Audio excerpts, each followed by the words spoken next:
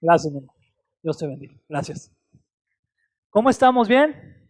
Qué bueno, gracias. Gusto verles a todos. Dios les bendiga. Bienvenidos a quienes nos visitan por primera vez. Qué bueno que están aquí.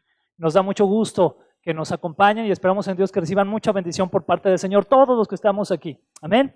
Le voy a invitar a que oremos al Señor por la palabra de Dios. Señor, te damos gracias en esta tarde porque nos das la oportunidad de estar aquí, Señor. Es por tu gracia, es por tu paciencia, tu gran amor, tu perdón para nuestras vidas que podemos estar aquí, Señor.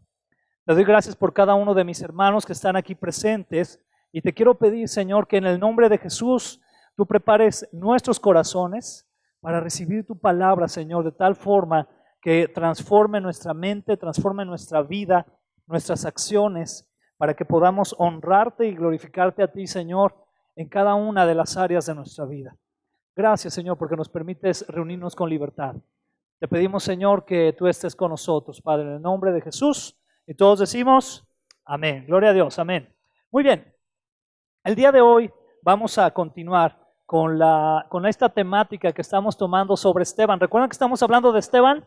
¿Sí? Muy bien. Entonces esta temática que estamos tocando de Esteban tiene mucho que ver con un tipo de persona que es la que está sirviendo al Señor y cómo esta persona está lleno del Espíritu Santo sobre todo. Es una persona que está completamente lleno de la guianza del Espíritu Santo, que se deja guiar por el Espíritu Santo. El día de hoy, para empezar, vamos a ver un video en el cual es un poquitito, no es tan largo, son como 10 minutos, pero este video va a resumir un poco lo que vimos la semana pasada y lo que veremos el día de hoy. Entonces yo le invito a que ponga mucha atención a este video.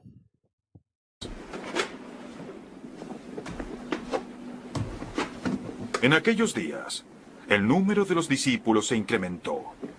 Se quejaron los judíos de habla griega contra los de habla aramea de que sus viudas eran desatendidas en la distribución diaria de los alimentos. Así que los 12 reunieron a toda la comunidad de discípulos y les dijeron: no está bien que nosotros descuidemos el ministerio de la palabra de Dios para servir las mesas. Hermanos, escojan a 7 hombres entre ustedes de buena reputación, llenos del espíritu y de sabiduría, para encargarles esta responsabilidad. Así, nosotros dedicaremos de lleno a la oración y al ministerio de la palabra. Esta propuesta agradó a toda la asamblea. Escogieron a Esteban, hombre lleno de fe y del Espíritu Santo, y a Felipe, a Prócoro, a Nicanor, a Timón, a Parmenas y a Nicolás, un prosélito de Antioquía. Los presentaron a los apóstoles, quienes oraron y les impusieron las manos. Y la palabra de Dios se difundía. El número de los discípulos en Jerusalén aumentaba considerablemente e incluso muchos de los sacerdotes obedecían a la fe. Esteban, hombre lleno de la gracia y del poder de Dios, hacía grandes prodigios y señales milagrosas entre el pueblo.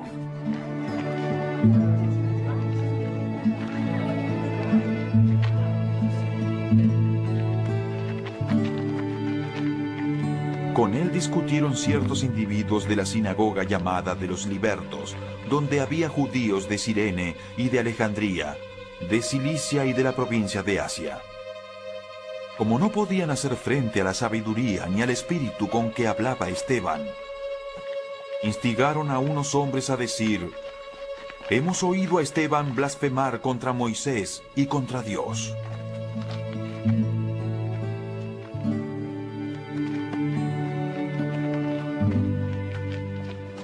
Agitaron al pueblo, a los ancianos y a los maestros de la ley.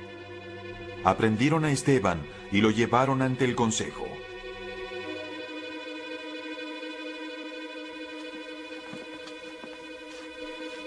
Presentaron testigos falsos que declararon: este hombre no deja de hablar contra este lugar santo y contra la ley. Le hemos oído decir que ese Jesús de Nazaret destruirá este lugar y cambiará las tradiciones que Moisés nos dejó.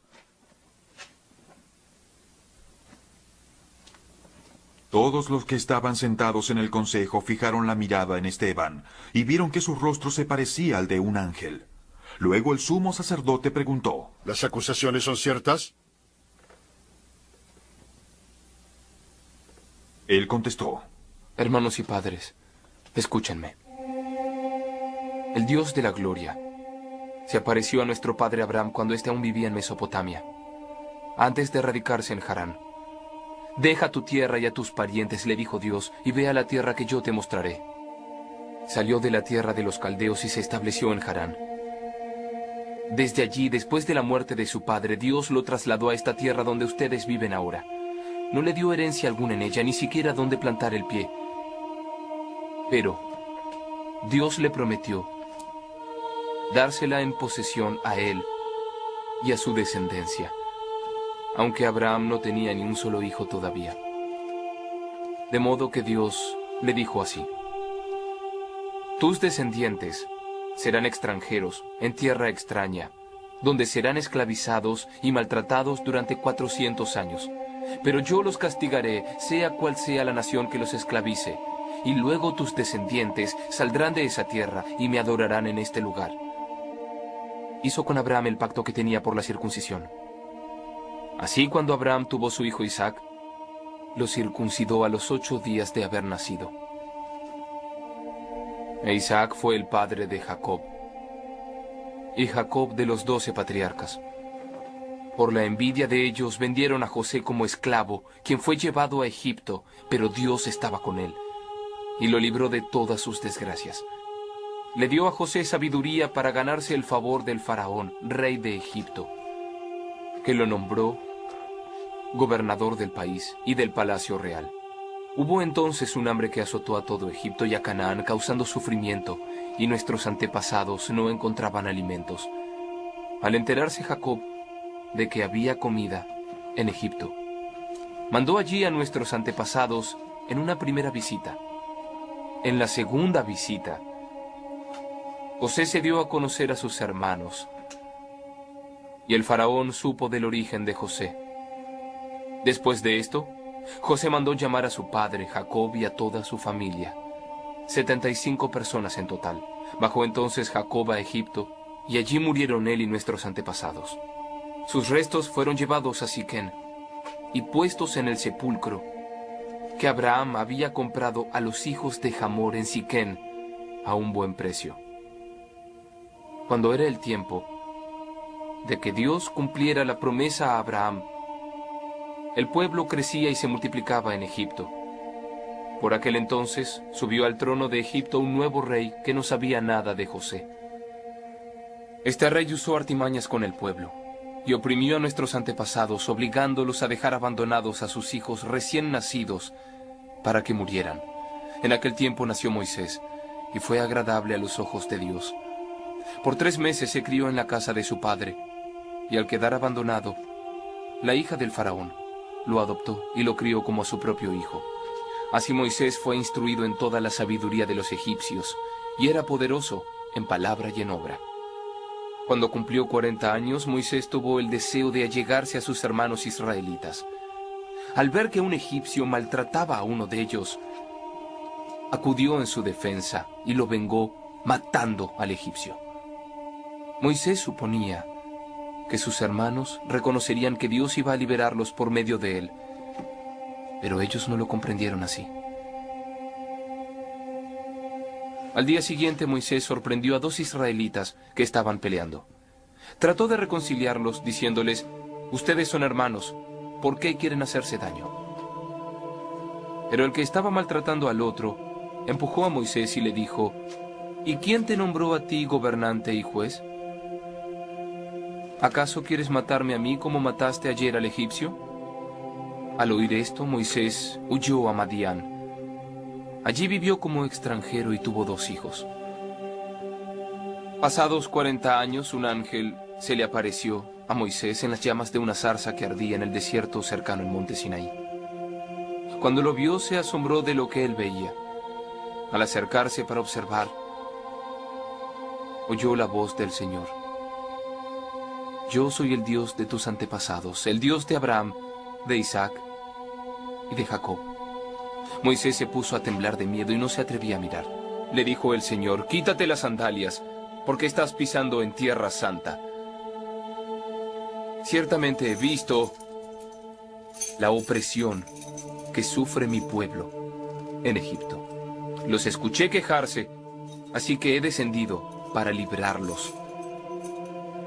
Ahora ven, y te enviaré de vuelta a Egipto. A este mismo Moisés, a quien habían rechazado diciéndole, ¿y quién te nombró gobernante y juez? Él fue enviado para ser gobernante y libertador por el mismo Dios mediante el poder del ángel que se le apareció en la zarza.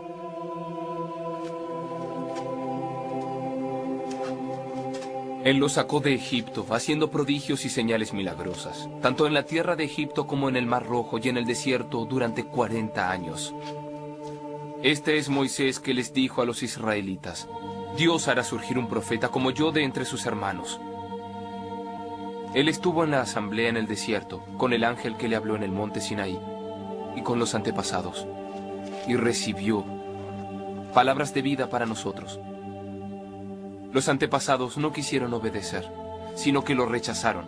Lo que realmente deseaban era volver a Egipto. Y dijeron a Aarón, haz que los dioses vayan delante de nosotros, porque a ese Moisés que nos sacó de Egipto no sabemos qué pudo haberle pasado.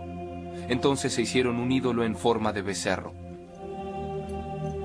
Le ofrecieron sacrificios y tuvieron fiesta en honor de la obra de sus manos. Pero Dios les volvió la espalda y los entregó a que rindieran culto a los astros. Así está escrito en el libro de los profetas. ¿Acaso me ofrecieron ustedes sacrificios y ofrendas, casa de Israel, durante 40 años? Se hicieron cargo del tabernáculo de Moloc, de la estrella del dios Refán y de las imágenes que hicieron para adorarlas. Por lo tanto, los mandaré al exilio, más allá de Babilonia. Nuestros antepasados tenían en el desierto el tabernáculo del testimonio, hecho como Dios le había ordenado a Moisés según el modelo que éste había visto. Luego de haber recibido el tabernáculo, lo trajeron bajo el mando de Josué, cuando conquistaron la tierra de las naciones que Dios expulsó de la presencia de ellos. Y permaneció allí en la tierra hasta el tiempo de David, quien disfrutó del favor de Dios y pidió que le permitiera proveer una morada para el Dios de Jacob. Pero fue Salomón quien construyó la casa. Sin embargo, el Altísimo no habita en casas construidas por manos humanas. Como dice el profeta, el cielo es mi trono y la tierra el estrado de mis pies. ¿Qué clase de casa me construirán?, dice el Señor. ¿O qué lugar para descansar? ¿No es mi mano la que hizo todas estas cosas?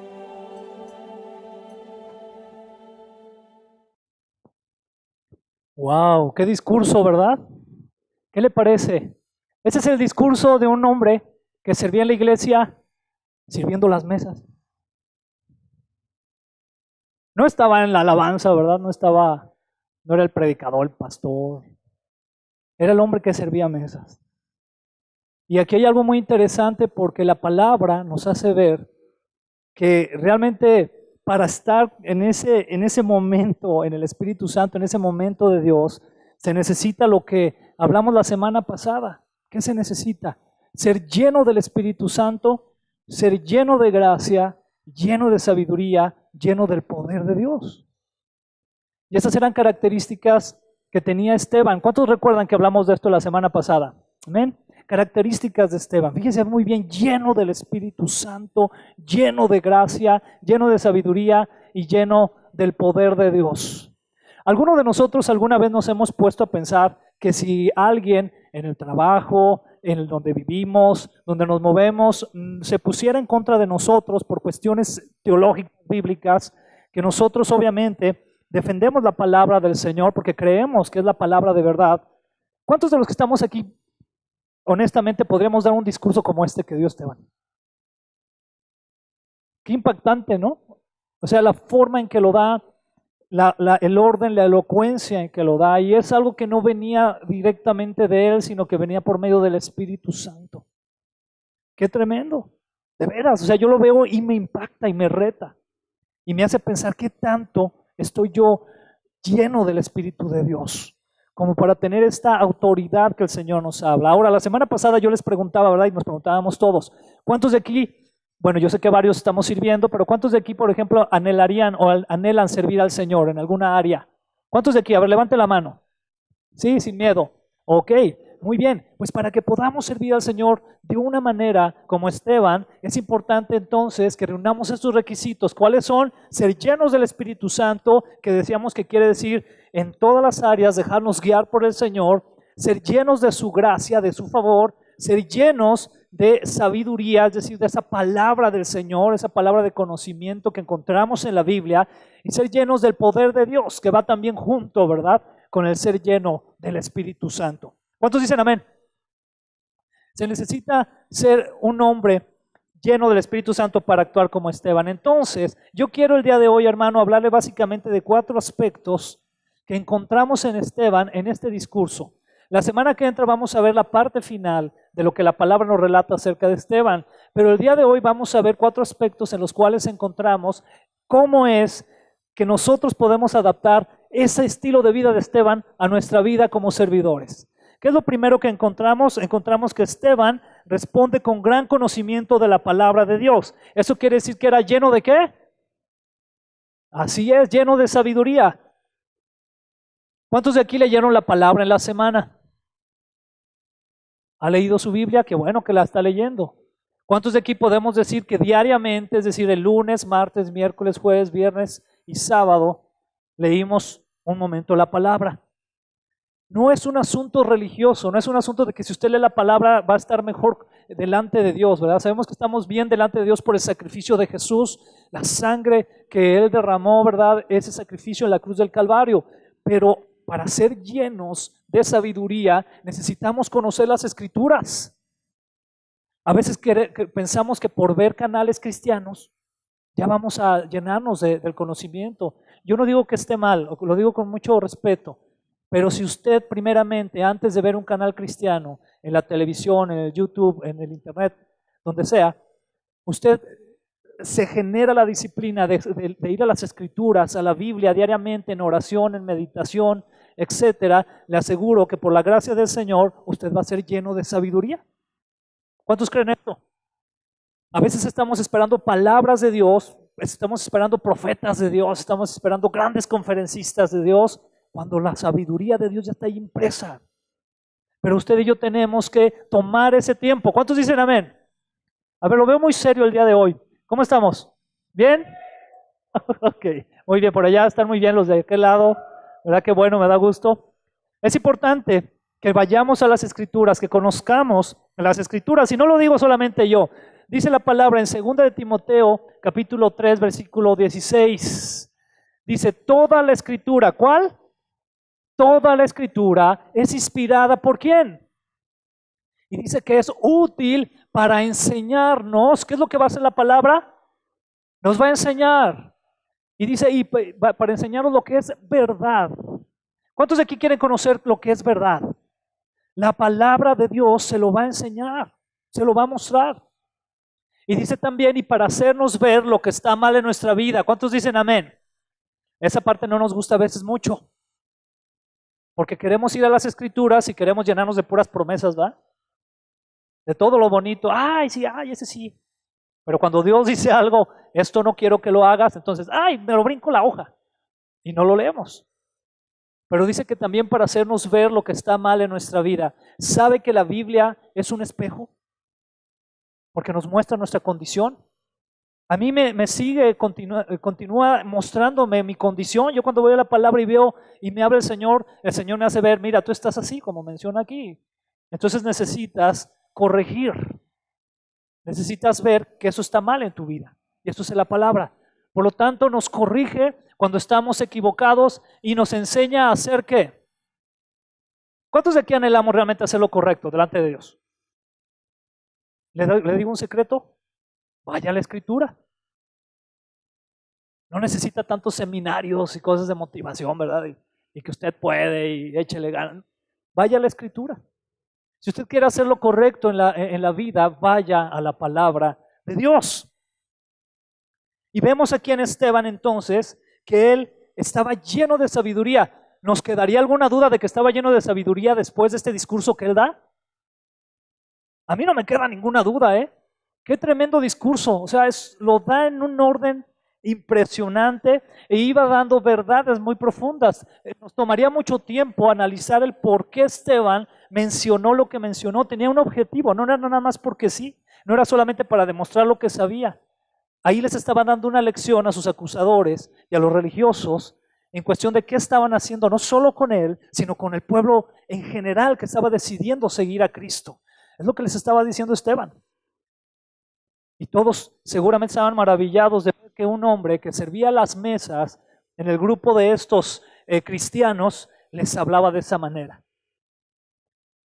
Por eso, cuando vamos después también a las Escrituras y leemos epístolas o cartas como las que escribió Pedro, las que escribió Pablo, encontramos tanta sabiduría, ¿verdad? Imagínense, qué tremendo. ¿Cuántos queremos ser llenos entonces de esta sabiduría del Señor? Este punto nos lleva a algo muy peculiar, que es el punto número 2. Esteban era un hombre de palabra expositiva. Y eso es algo que está muy fuera de moda actualmente, hermanos. Gracias a Dios cada vez se está tomando más, cada vez hay más iglesias que están tomando esto. ¿Qué quiere decir esto de que era un hombre de palabra expositiva?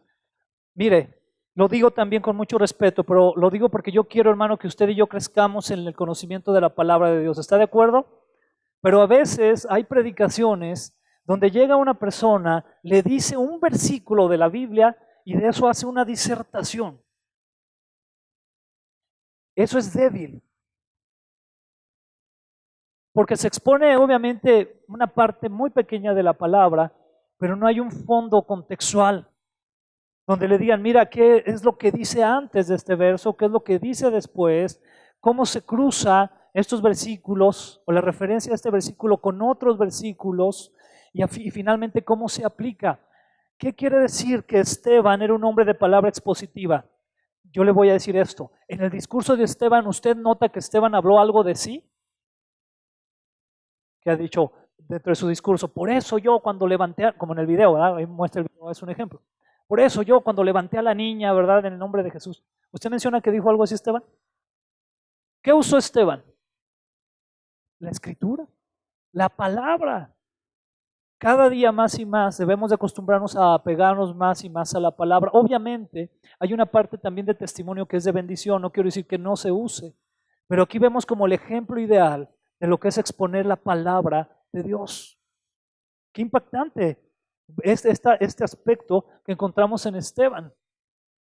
Y encontramos en 2 de Timoteo, capítulo 4, de los versículos 1 al 4, lo siguiente. Dice así, en presencia de Dios y de Cristo Jesús, quien un día juzgará a los vivos y a los muertos cuando venga para establecer su reino, te pido encarecidamente, hago aquí una pausa. ¿A quién le está hablando aquí Pablo? A Timoteo, ¿verdad? Lo dice ahí el nombre del libro, ¿verdad? Amén. A Timoteo. Y entonces le dice a Timoteo el versículo 2, y esto se lo dice ¿cómo? Encarecidamente, ¿verdad? Así como que rogando, así como te ruego por favor, Timoteo, te lo pido de todo corazón, que dice, predica la palabra ¿de quién? De Dios. Para eso dice, mantente preparado, sea o no el tiempo oportuno, corrige, reprende y anima a tu gente con paciencia y buena enseñanza. ¿Con qué? ¿Y de dónde viene la buena enseñanza? ¿De lo que yo he vivido? De lo que dice la palabra de Dios, que es clara la palabra de Dios. Dice el versículo 3, ¿por qué le hace esta aclaración? O mejor dicho, ¿por qué le da esta precaución a Timoteo Pablo? Porque dice el versículo 3, llegará el tiempo en que la gente no escuchará más la sólida y sana enseñanza. Qué tremendo, ¿no? Seguirán sus propios deseos. ¿Qué van a seguir? Y fíjese, buscarán maestros que les digan lo que sus oídos se mueren por oír. Rechazarán la verdad e irán tras los mitos. Por eso, cuando una persona, vamos a analizarlo bien y lo vuelvo a repetir, lo digo con mucho respeto, pero es importante. Cuando una persona, por ejemplo, que está en necesidad económica y su afán es tener una cuenta de banco fuerte y tener un mejor carro y una mejor casa, ¿sabe qué va a hacer? Va a ir a donde le digan, el Señor te va a dar una mejor casa, el Señor te va a dar un mejor carro, el Señor te va a hacer una cuenta en el banco y en dólares. Porque es lo que quiere oír. Es lo que dice esta palabra. Cuando la palabra de Dios, ya vimos en el versículo pasado, ¿qué es lo que hace con nosotros? Nos corrige, nos muestra cómo estamos en nuestra vida. Pero es difícil, ¿verdad que sí es difícil? Pero si usted y yo queremos realmente ser personas llenos del Espíritu Santo, yo le repito, ¿qué quiere ser lleno del Espíritu Santo? Lleno del Espíritu Santo quiere decir que es una persona que en todas las áreas de su vida deja que el Señor tome el control. No nada más en algunas. No nada más en decir, esta área sí, Señor, manéjala, pero esta no, Señor, esta dame chance a mí. No. Un hombre lleno del Espíritu Santo deja que el Señor maneje todas las áreas de su vida. ¿Qué quiere decir todas? Todas, ¿verdad? No necesitamos así la interpretación en griego. Todas. Todas. Por eso es importante que nosotros, para tener esa dirección, recibamos una palabra que sea, vaya la redundancia, expuesta de manera expositiva. Que se exponga tal y como está la palabra. Nosotros cada rato le pedimos al Señor que nos ayude, de verdad mucho, porque en el caso, por ejemplo, de Memo, de Alex, de Israel, que nos dan la bendición para el Señor para enseñar la palabra, y que ahorita voy a mencionar algo que nos va a tocar específicamente a los que enseñamos la palabra. Buscamos mucho y siempre decimos, la palabra que predicamos no es nuestra, es de Dios. Es palabra de Dios, solamente la exponemos, pero es palabra de Dios. Wow, es de cuidado, ¿está de acuerdo? Por eso Esteban era un hombre de palabra expositiva. Entonces hasta ahorita hemos visto 2 puntos, ¿verdad? ¿Cuál fue el primero?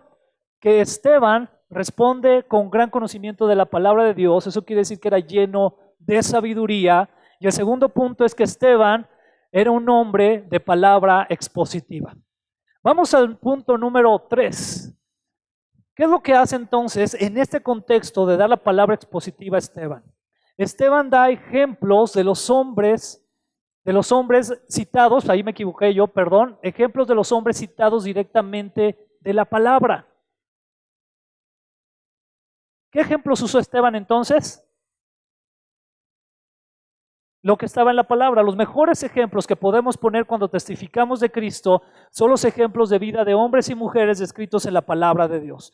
Yo sé, y yo lo he hecho también, que muchas veces muchos de nosotros usamos nuestro testimonio para hablarles a otros de Cristo. ¿Cuántos hemos hecho esto? Yo lo he hecho. Que yo de repente digo, mira, a mí me iba así, yo hacía esto, aquello y lo otro, pero vine a Cristo. Ok, está bien. Pero lo ideal, hermano, es testificar por medio de aquellos hombres y mujeres que ya están ahí narrados en la palabra de Dios. Y usted se va a encontrar muchos casos. ¿Sabe que eso fue precisamente lo que hizo Esteban? ¿Se dio cuenta cómo empezó a narrar varios de los hombres del Señor? Él empezó a usar esos ejemplos tremendos, ¿no? Empezó a hablar de José, empezó a hablar de Moisés, empezó a hablar de sus altibajos, incluso de repente por ahí de Josué, del rey David. Termina hablando de Salomón, ¿verdad? Del templo que Salomón construye. ¿Qué ejemplos mencionó, verdad? Y es algo tremendo. Él pudo haber dicho, miren, es que por ejemplo como Pedro, ¿verdad? O como Santiago, ¿verdad? Que eran los que estaban ahí, los que habían impuesto manos sobre ellos. Pero ¿qué hizo Esteban? Mencionó lo escrito. Y nosotros tenemos también que hacer lo mismo, conforme la palabra de Dios. Lo repito, los mejores ejemplos que podemos poner, aun cuando testificamos de Cristo, son los ejemplos de vida de hombres y mujeres descritos en la palabra de Dios.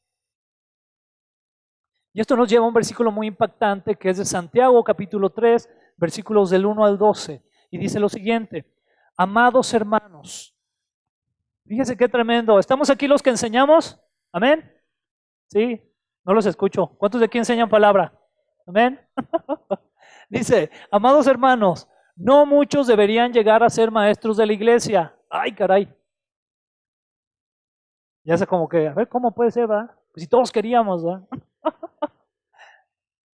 Amados hermanos, no muchos deberían llegar a ser maestros en la iglesia, porque a los que enseñamos seremos juzgados de una manera más estricta. Memo, Alex, Israel, Preparémonos porque nos va a tocar más duro cuando lleguemos delante del Señor, ¿sí? Ahí lo dice la palabra. Y si usted, hermano, anhela enseñar la palabra de Dios, está bien, es un anhelo bueno, pero bueno, aquí dice como que el requisito, ¿verdad? Y a lo que nos debemos de atener y tener muy bien en nuestra mente. Porque a los que enseñamos seremos juzgados de una manera más estricta. Es cierto, pues, todos cometemos muchos errores.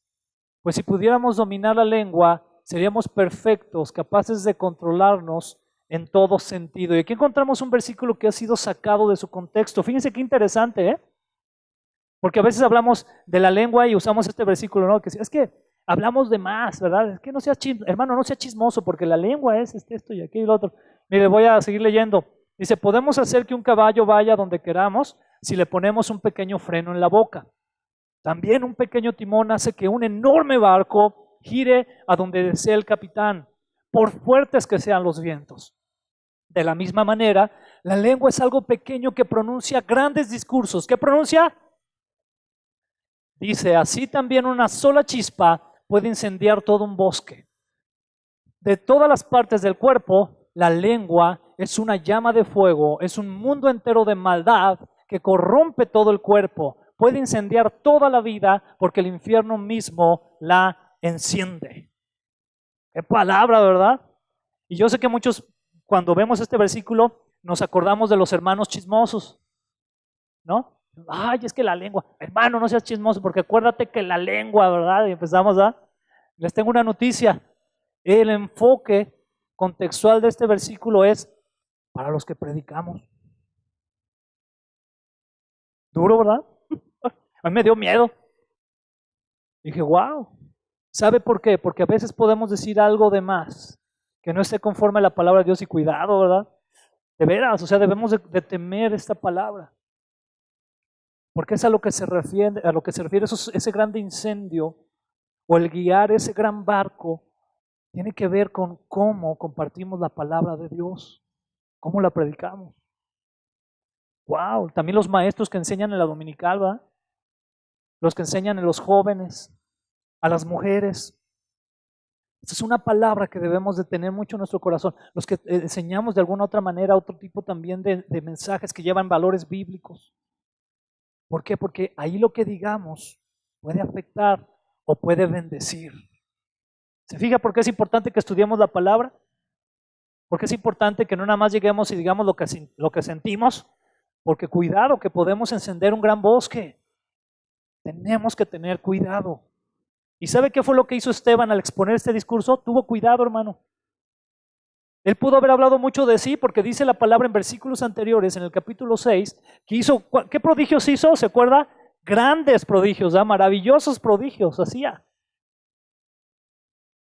Incluso dice la palabra que cuando se enfrentaba a los libertos, que estuvimos hablando de esta secta en la semana pasada, no podían con él.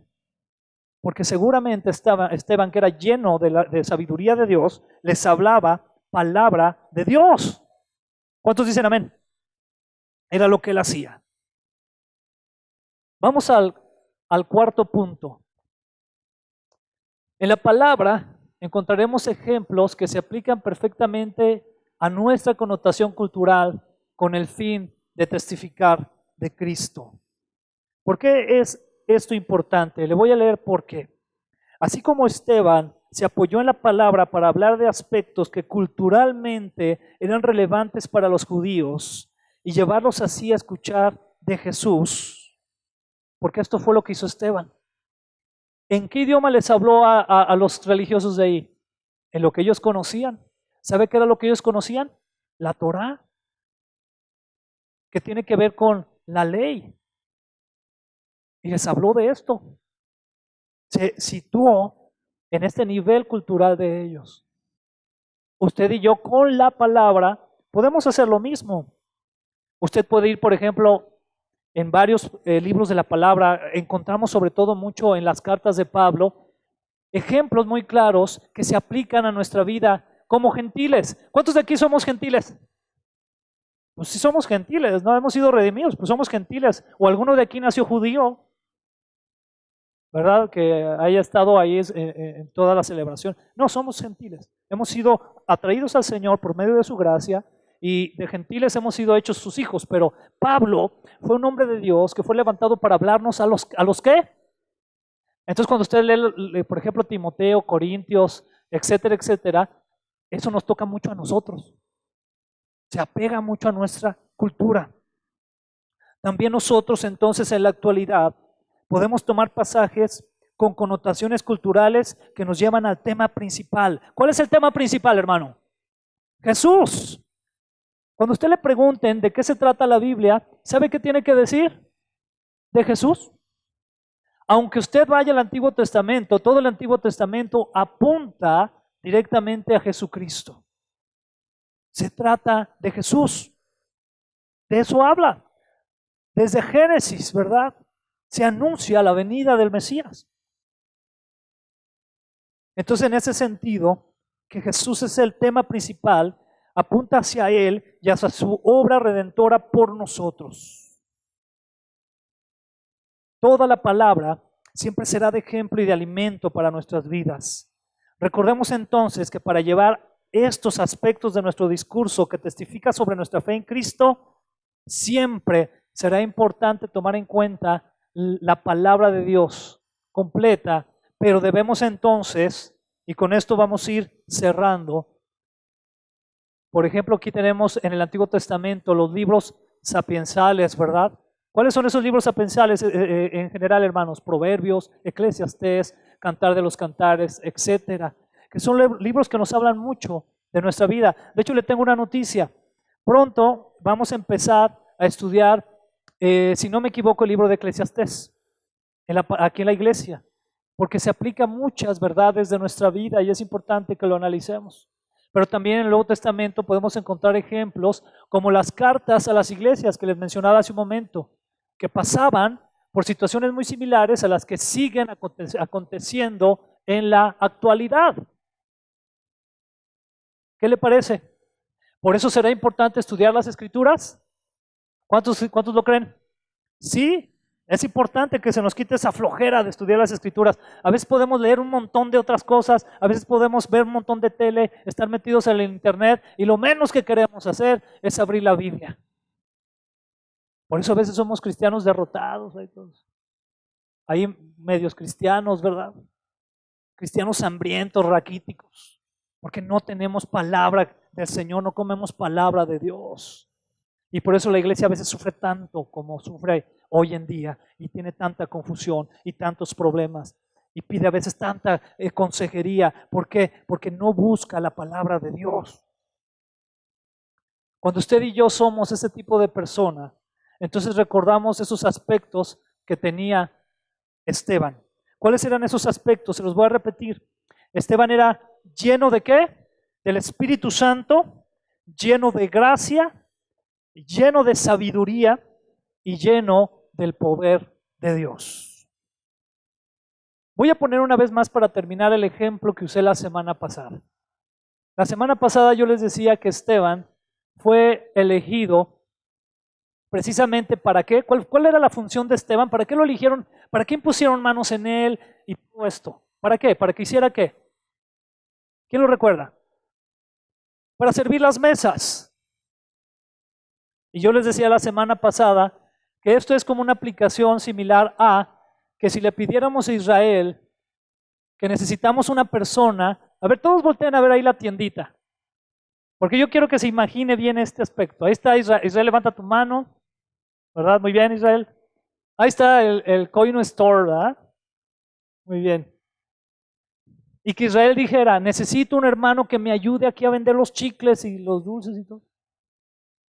Pero necesito que este hermano esté lleno del Espíritu Santo, lleno de gracia, de sabiduría y del poder de Dios para vender los chicles. ¿A cuántos les sonaría ridículo? Pues tal vez, ¿no? Ay, para eso, pues si nomás voy a estar ahí despachando frituras y papas, ¿verdad? Y agüitas y bombones y no sé qué más. Si nada más voy a estar en eso. Pero no es el punto ese, sino el punto es cómo te presentas delante de Dios para servirle. ¿Qué tipo de servidor? ¿Eres un buen servidor? ¿Eres un servidor mediocre? ¿O eres un servidor como Esteban? lleno del Espíritu Santo, lleno de gracia, lleno de sabiduría y lleno del poder de Dios. Cierre sus ojos y vamos a orar al Señor. Cierre sus ojos. Padre, te damos gracias en esta tarde porque nos permites estar aquí, Señor.